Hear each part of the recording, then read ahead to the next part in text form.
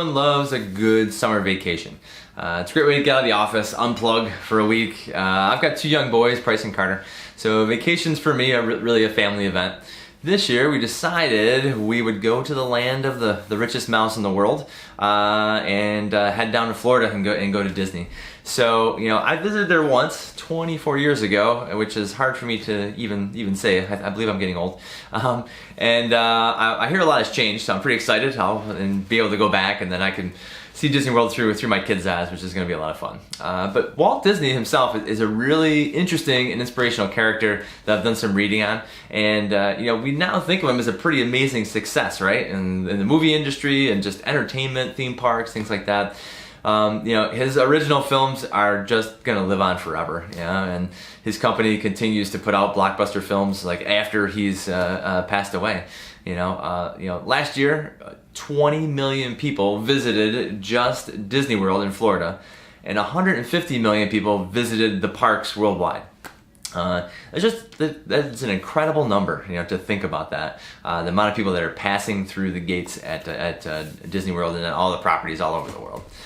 The thing I think about when I remember Walt Disney is really, though, his ability to recover from disastrous failure. He, you know, really has had an amazing ability throughout his life to overcome a lot of adversity and just like a lot of failure. You know, he was famously fired from jobs, and started his own company. So, you know, it makes me feel a bit better to think about that. As someone who, wow, is just considered to be so super successful, had a lot of failures and was able to rebound from that. It really makes you want to persist, you know, when you think maybe you want to quit. So, I read a little bit recently about Disneyland. It opened on July 17th, 1955, and it was really promoted in like Walt Disney style. So he had a lot of media there. There was a lot of build up to it. They did a television show about the making of the park. So, you know, he wanted to get it off on the right foot and, you know, get the park successful like it is today.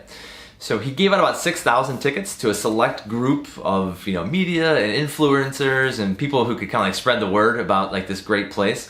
It turns out the tickets were pretty easy to counterfeit back then, and 28,000 people showed up who had like made their own tickets, and it wasn't like scanning like they do now.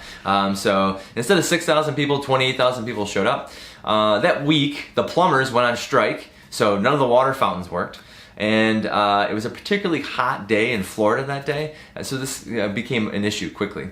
All the vendors, the food vendors, ran out of food, so there wasn't food to eat. There was a gas leak that day, and so they had to close down Fantasyland, which is a section of the park. Had to close that down completely. Nobody could go there because there was a gas leak. The park wasn't completely finished, so people got wet paint on their clothes because they were just trying to get the place together before they opened. And you know, Walt invited all the media there, so the whole nation was kind of witness to this disaster that was the opening of a park that you wouldn't think would be a disaster. And within the company, after that, it became known as Black Sunday. Like that's what it was. It just went so poorly. And it reminds me that, you know, like the most successful theme park of all time had one of the worst starts in history. You know, we've all tried something new or worked on a project and just fell flat on our faces. You know, I once had an appreciation event for my patients, and we got food and had everyone there. We had games, and it was a Halloween party, and my entire staff like dressed up in different costumes, and one patient showed up. Just because it was just poorly planned and it just didn't go off, and it was a rough night to do it. But I was crushed. It was tough. We put a lot of work into something, and it's at those times, you know, I really remind myself that, you know, if Disney World had a terrible kickoff and eventually became the place that like everyone in the world wants to go to, I'll be all right. I'm gonna be fine.